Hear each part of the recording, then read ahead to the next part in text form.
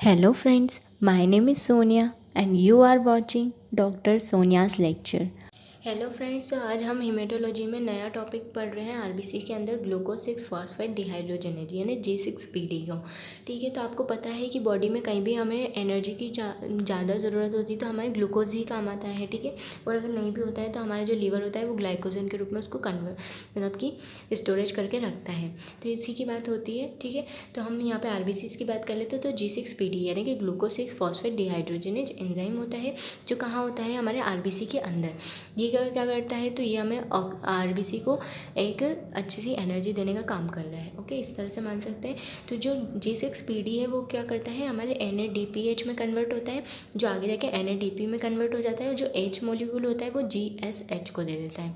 जो GSH होता है वो क्या करता है, H2O2 बना लेता है और GSSG में कन्वर्ट हो जाता है। जो H2O2 होता है वो ऑक्सीडेटिव स्ट्रेस में ज़्यादा हो जाता है, ऑक्सीडेटिव स्ट्रेस बनाने लगता है। जो GSSG जो होता है वो H2O2 को काई में कन्वर्ट कर देता है, वाटर में कन्वर्ट कर देता है। ठीक है, तो ये H2O2 बन रहा है, ये क्या होता है, ऑक्सीडेटिव स्ट्रेस का काम करता है। तो बाद में ये क्या करता है, मॉलिक्यूल इसे H2O में कन्वर्ट कर लेता है, जिससे किसी तरह की कोई दिक्कत नहीं आती है। ओके, तो ये इस तरह से पूरे आरबीसी को मेंटेन करके चलता है। ठीक है, तो सबसे पहले हम देख लेते हैं कि जो आरबीसी होती है हमारी, ठीक है, तो उसमें क्या होता है, अगर किसी वजह से मान लो ऐसे कि ये जो हमारा एंजाइम है ग्लूकोज 6 फॉस्फोडिहाइड्रोजनेज, इसकी कमी हो गई है। ठीक है, कमी हो गई है तो फिर हमारे क्या आरबीसी क्या होगा, ऑक्सीडेटिव डैमेज होने लगेगा, जिससे क्या होगा, डीनेचर ऑफ हीमोग्लोबिन चेन। अगर किसी भी मॉलिक्यूल के अंदर स्ट्रेस बढ़ रहा है तो उसके अंदर जो सॉफ्ट पार्ट्स होते हैं तो हमें पता ही है कि वो क्या हो जाते हैं, ख़त्म हो जाते हैं या डैमेज हो जाते हैं। तो सबसे पहले ऑक्सीडेटिव डैमेज हो रहा है आरबीसी का। ठीक है, जिससे क्या हो रहा है, डी नेचर ऑफ HB मतलब कि हीमोग्लोबिन चेन का हो रहा है। ओके, जिससे क्या हो रही है, हिंज बॉडीज़ हमें बाद में देखने को मिलेगी उसके अंदर। ठीक है, और डायरेक्ट डैमेज अगर होता है मतलब आरबीसी को, तो वो क्या होता है, हमारा इंट्रावेनस हीमोलाइसिस कहलाता है। ठीक है, अगर हमारा ऑक्सीडेटिव स्ट्रेस बढ़ रहा है तो फ्लेक्सिबिलिटी ऑफ आरबीसी क्या हो जाएगी, कम हो जाएगी। इन स्प्लेनिक सर्कुलेशन की बात कर लेते हो, जो आरबीसी रहती है, इस तरह के आरबीसी को जो स्प्लेनिक मैक्रोफेजेस रहते हैं वो क्या करते हैं, सबसे पहले उस आरबीसी को खाने की कोशिश करते हैं, इस तरह की आरबीसी को। तो स्प्लेनिक मैक्रोफेजेस क्या रहते हैं कि आरबीसी को पकड़ लेंगे। ठीक है, तो इस तरह से एक बाइट सेल बन जाएगा। ये हमारा आरबीसी है। ठीक है, तो इसमें क्या हो जाएगा, ये बाइट सेल की तरह दिखने लगेगा कि इसको कोई बाइट करके खा गया उस तरह से। ठीक है, पर इसकी ये वो कन्वर्ट है स्फेरोसाइटोसिस की, इनकेस अगर वो उसको खाने में वो भी हो गया, ठीक है, वो उसको खा भी लेती है स्प्लेनिक मैक्रोफेजेस, तो वो क्या करती है, वो उसको वॉल्यूम को बचाने की करती है। तो जो हमारी जो बाइकोन के रहती है आरबीसी, वो काय में कन्वर्ट हो जाती है, स्फेरोसाइट में कन्वर्ट हो जाती है। ब्लिस्टर सेल जैसे कि अगर हमारा जो आरबीसी रहता है वो स्प्लेनिक माइक्रोफेजेस को खाने के लिए उसको पकड़ लेती है, लेकिन हमारा आरबीसी क्या उसको छुड़ा के भाग जाता है। ठीक है, तो वो इस तरह का एक ब्लिस्टर बन जाता है। ठीक है, एक ब्लिस्टर जैसा बन जाता है। तो ये कैसी कहलाती है, सेल ब्लिस्टर सेल कहलाती है। अब ऑक्सीडेटिव स्ट्रेस के बारे में समझ लेते कि ये हो क्यों रहा है। ठीक है, तो ऑक्सीडेटिव स्ट्रेस दो तरह से होता है। एक तो हीमोलाइसिस, आपको पता है डायरेक्ट हीमोलाइसिस हो जाता है। ठीक है, उसके अंदर किसी इन्फेक्शंस की वजह से हो जाता है, जैसे कि निमोनिया हुआ, सेप्सिस हुआ, ट्यूबरक्लोसिस हुआ, एंडोकार्डाइटिस हुआ, इसकी वजह से। उसके अंदर ड्रग्स की बात कर लेते हैं तो sulpha drugs, anti tubercular drugs, anti malaria drugs, इसमें भी हमारी जो आरबीसी रहती है उस पर क्या होता है, ऑक्सीडेटिव स्ट्रेस आ जाता है। उसके अंदर कुछ फूड मटेरियल होते हैं जैसे फावा बीन्स, इसमें क्या होता है, केमिकल रिलीज होता है जिससे हमारे आरबीसी का ऑक्सीडेटिव स्ट्रेस बढ़ जाता है। क्लिनिकल सिम्टम्स की बात कर लेते हो, पेशेंट में क्या क्लिनिकल सिम्टम आप देख के फिर इन्वेस्टिगेशन कराएंगे। तो सबसे फर्स्ट उसमें एनीमिया देखने को मिल रहा है, जॉन्डिस देखने को मिल रहा है, और पेशेंट बोल रहा है कि हमको अल्टर कलर ऑफ यूरिन आ रहा है, यानी कि उसका जो यूरिन का कलर हो रहा है तो वो थोड़ा सा रेडिश या ऑरेंज जैसा होने लगा है। ठीक है, तो उसके बाद में वेरिएंट्स, सबसे पहले हमारा मेन ये है, वेरिएंट्स देखते हैं। तो वेरिएंट्स क्या होते हैं, जो G6PD हमारा है वो उसके 4 वेरिएंट्स है, G6PD-B, G6PD-A positive, G6PD-A negative और G6PD मेडिटेरियन। जो G6PD-B है वो मोस्ट कॉमनली ह्यूमन बींग्स में पाया जाता है, और G6PD मेडिटेरियन है वो सबसे कम होता है। ठीक है, ह्यूमन बींग्स में ही सबसे कम होता है। जो G6PD-B है वो क्या होता है, मतलब कि इसकी स्टेबिलिटी काफ़ी अच्छी होती है। और इसकी स्टेबिलिटी कम होती है, यानी कि ये कौन सी इसकी स्टेबिलिटी कम हुई, यानी कि ऑक्सीडेटिव स्ट्रेस करने में ये कौन सा होगा, सबसे मेन होगा। तो ये सबसे सीवियर कंडीशन होती है इसमें, लेकिन ये क्या होती है, सबसे कम ह्यूमन बींग्स में पाई जाती है। और इसकी स्टेबिलिटी सबसे अच्छी होती है, लेकिन ये मैक्सिमम ह्यूमन बींग्स में पाई जाती है, ठीक है। और ऑक्सीडेटिव स्ट्रेस इसमें सबसे कम होता है, ठीक है। तो सबसे पहले डायग्नोसिस की बात कर लेते हैं कि हम अगर चेक करवाना तो हम इन्वेस्टिगेशंस क्या क्या करवाएंगे।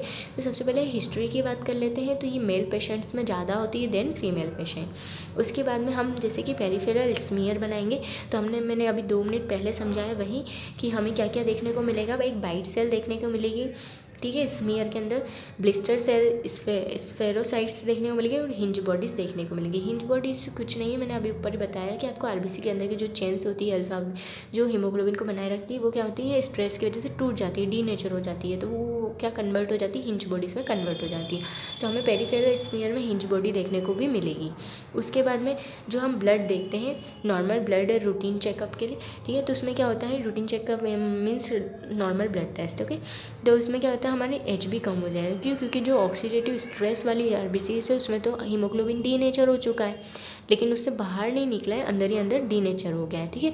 तो वो तो हीमोग्लोबिन का अपन मानेंगे नहीं। जो एक मैच्योर और एक परफेक्ट आरबीसी के अंदर हीमोग्लोबिन है वो ओवरऑल देखेंगे तो वो कम हो गया है। एमसीएच की वैल्यू, तो वो एमसीएच जो हीमोग्लोबिन है वो तो उसके अंदर ही है ना उतनी मात्रा में, तो वो नॉर्मल रहेगा।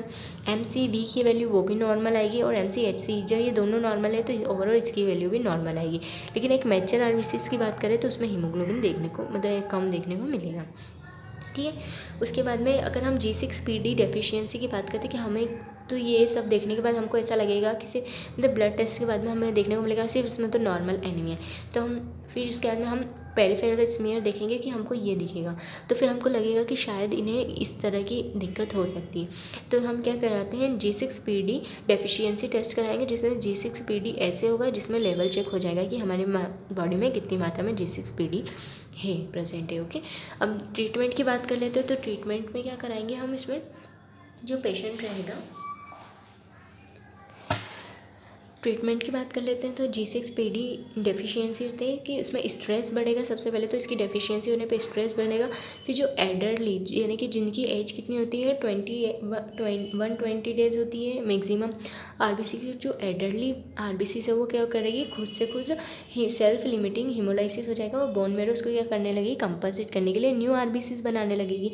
जैसे आप इनकेस मानो कि कोई पेशेंट बीमार हुआ है, ठीक है, उसने थोड़ी सी दवाई ले ली, निमोनिया की या एंडोकार्डाइटिस की या किसी भी तरह की XYZ में उसने किसी तरह की दवाई ले ली, उससे क्या होगा कि उसका जो ऑक्सीडेटिव स्ट्रेस है वो बढ़ गया, ठीक है, वो बढ़ गया। और उसके बाद में आगे जाके उसकी क्या होगी, वो जो आरबीसी है वो एडरली हुई, तो उसने क्या करा, अपने आप को क्या कर लिया, हिमोलाइसिस कर लिया, ठीक है। हिमोलाइसिस करने के बाद में वो कहाँ जाती है, किडनी में जाएगी। फिल्ट्रेशन होने के बाद में जो यूरिन का कलर हो जाएगा वो क्या हो जाएगा, ऑल्टर कलर ऑफ यूरिन हो जाएगा। तो पेशेंट बोलेगा कि हमने मेडिसिन खाई थी, हमारे अब जो यूरिन का कलर हो गया है वो थोड़ा रेडिश सा हो गया है। उसके बाद में मैक्सिमम 2-4 दिन के बाद जो वो मेडिसिन लेना छोड़ देगा, ठीक है, ठीक होने के बाद, तो उसका यूरिन का कलर पहले जैसा हो जाएगा, ठीक है। और जो हमारी जो आरबीसीज थी और एल्डरली जिसमें ऑक्सीडेटिव स्ट्रेस था मेडिसिन की वजह से, वो सब भी किडनी के थ्रू फिल्टर हो जाएगी, चली जाएगी। और उसके बाद में बोन मेरो हमारी बॉडी में आरबीसी को कंपनसेट करने के लिए न्यू आरबीसीज बना देगा, ठीक है।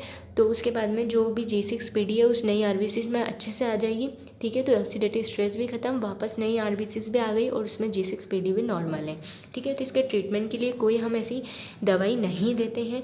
G6PD डेफिशिएंसी है, ठीक है, तो rapid clearance of RBCs protective for the Plasmodium falciparum less severe.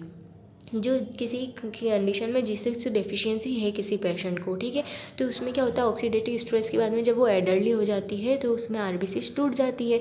तो उसमें क्या होता है, जो प्लाज्मोडियम फैल्सिपेरम है वो क्या हमारे आरबीसीज में आया, तो उसने क्या करा, वो एडल्टली आरबीसीज टूट जाएगी धीरे धीरे, ठीक है। तो फिर वो इसके लिए क्या होता है, लेस सीवियर होता है।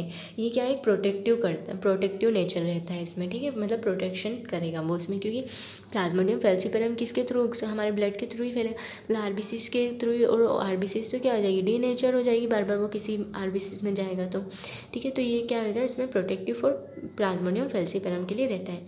और इसमें ट्रीटमेंट की बात करते हैं, अगर फिर भी कुछ ट्रीटमेंट देना है तो हम इसमें सिर्फ ओनली और सिस्टोमेटिक सिम्टोमेटिक ट्रीटमेंट करते हैं।